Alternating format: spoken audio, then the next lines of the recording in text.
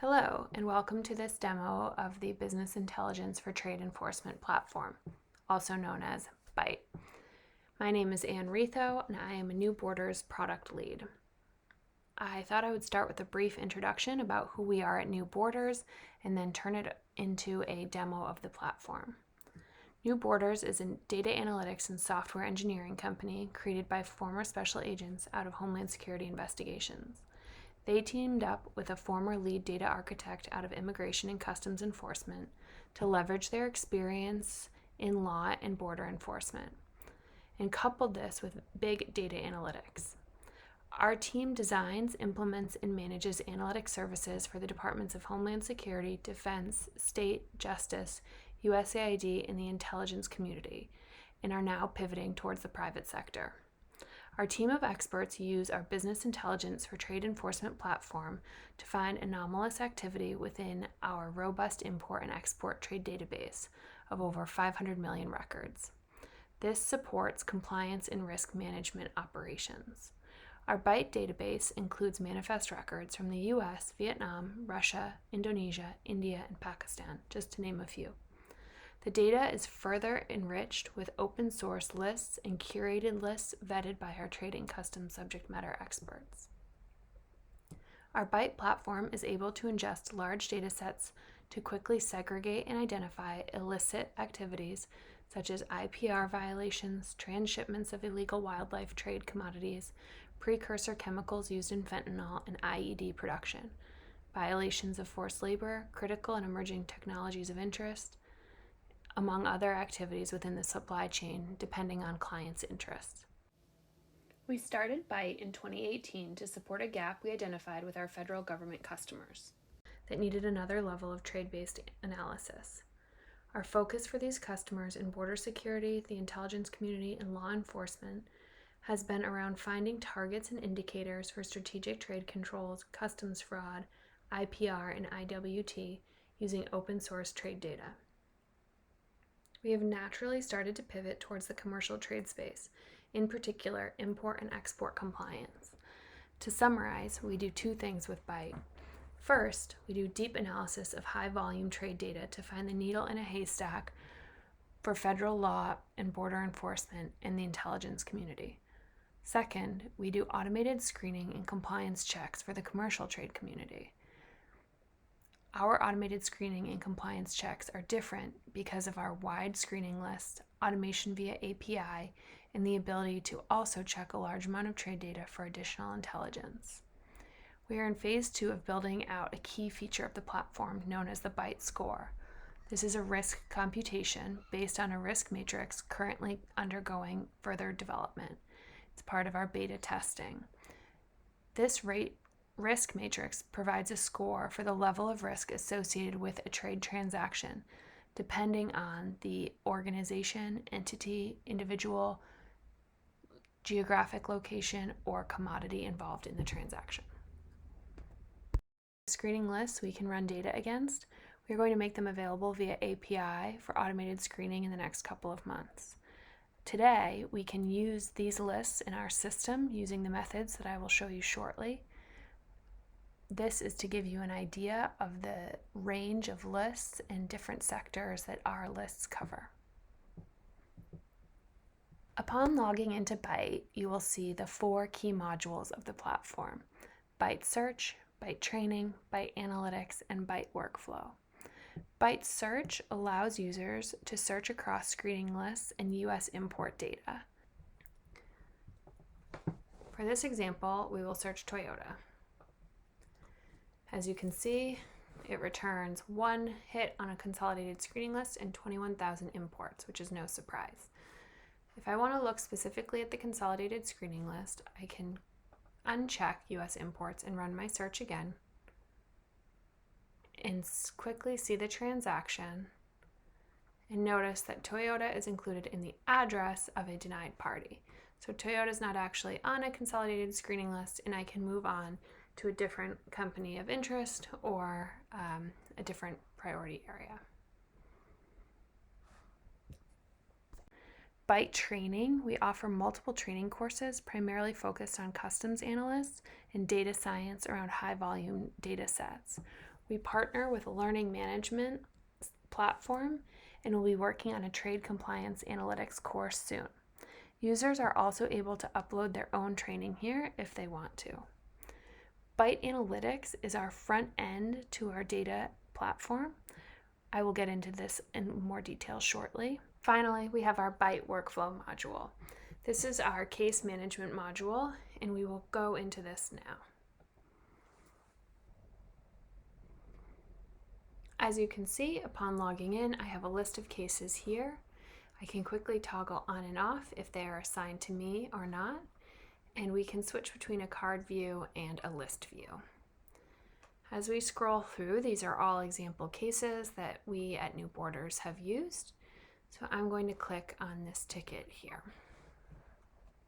As you can see, there's basic information, the risk score, any customer or target information, commodity information, and additional forms. So to edit this, click Edit, and you can see the 3 workflow stages at the top. You can ingest the data, pass it on to someone else for analysis, and then go through an approval process. You can put in a case ID number, contract number, description, whatever it may be. You can also see here our risk score. This is the current risk score legend to give you an idea of how the risk score is currently defined. But as I said in the beginning, this is under review and we are updating it with new information. You can quickly, again, easily ingest any information here that you'd like. Put it in the HS codes. This is all user generated. You can also upload any files. So after the ingest phase or in the analysis phase, anyone can add a document to see what that may look like. Great, so hopping into our use case, as I said, this is an import use case looking at cotton imports into the US. This is a hot button issue right now, and the use case demonstrates the flexibility of our screening lists. We can add and remove lists very quickly, build on them, and we try as much as possible to connect via API for automated updates, and or we manually update with high frequency. As you can see, we have over 36 million records of US imports in this data set. We have taken the US import data and integrated it with a list of cotton exporters from Shenzhen based on open source research from respected entities, as well as OFAC and other federal government lists. I will now walk you through how to filter the data. In this case, it should be noted that the US manifest data can be substituted for your inventory control, shipping data, customer transactions, or other data within your company. The same concepts will apply. I will start to narrow this 36 million records down, but just before I do that, one more thing of note. When you integrate with our platform via API, this is done automatically. So in this case, I'm going to be demonstrating the use of these filters, but if you have done this via API, you won't need to filter. It will automatically filter and identify any transactions of interest. So we have indicated if things are on our cotton list by true or false. So I want to look for consignees on our cotton list, shippers on our cotton list, and international brands. I'm going to apply those changes. And you can see that I've gone from 36 million to 4,000. You can also start to see the types of visualizations that we've included in this dashboard. So countries, HS codes, weight over time, countries of origin, shipper names, consignee names, etc. So we know that Vietnam is a transshipment point, and I see here Vietnam in the name of one of these shippers. So I'm going to look a little bit further into those transactions. And I've now narrowed my count down to 200, much more manageable than 36 million. And I will look at this first transaction, and I can see that this is the consignee that's true on our list and start to see all of the details of this transaction.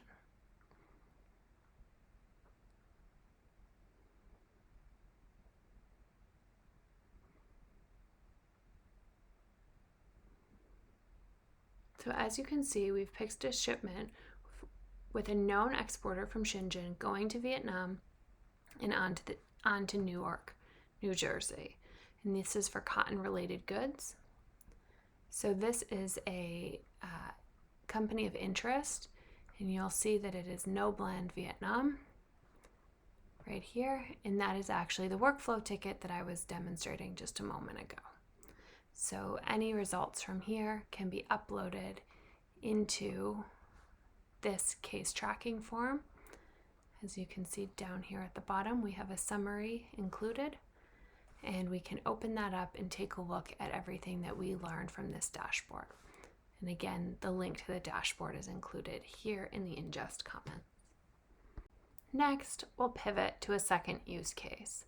Here we will look at both a denied party export as well as a dual use commodity. In this example, we are using Russian data, but again, this is just an example. In real life, it would be your transactions being screened. As you can see, we have approximately 48 million records that we can narrow down similar to our last use case. In this example, I'm going to look at imports into Russia. And I would like it to be a denied party. I'm going to apply those changes. You can see that quickly narrows it to 769,000. Next, I'm going to look at our origin map. Now in this example, I said that this is an export use case. US exports are not available, but this is one way that the Byte platform allows you to look at US exports. We're looking at Russian data imports. So in this case, I'm going to choose the United States as the country of origin. So now these are US exports into Russia. Again, by clicking on the United States, I've further filtered my data to 13,000. The numbers are still pretty high to start to look into records, but I can start to see HS codes of interest, consignee names, shipper names, etc. So in this example, I'm going to assume that I have a secondary list and I'm looking for rectifiers. Rectifiers are a dual use item. And again, this quickly drops my count down to 10. I'm going to scroll back down. You can see I have one consignee and one shipper. So I want to look at this, and this consignee is a denied party, and I can start to look at the reasons why. That's included in this record as well, and you can see where the link is to the information about its denied party and why it is a denied party.